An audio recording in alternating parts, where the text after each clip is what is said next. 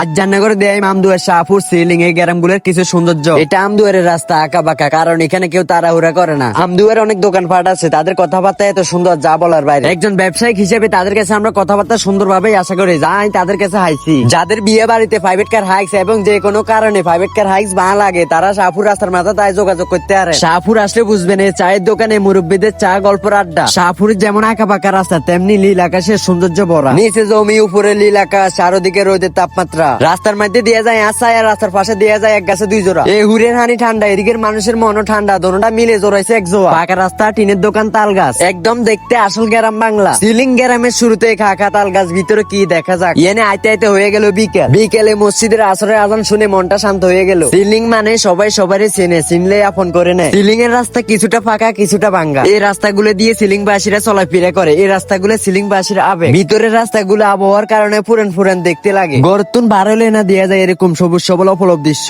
এই জায়গাগুলোর মধ্যে আপনার কাছে কোন জায়গাটা বেশি সুন্দর লাগছে কমেন্ট করে জানান। অর্ধেক রাস্তা হাঁটলাম আর অর্ধেক রাস্তা গাড়ি দিয়ে চললাম। তো আজকের ভিডিও এর সবাই নিজের খেয়াল রাখবেন, ভালো থাকবেন, আল্লাহ হাফেজ।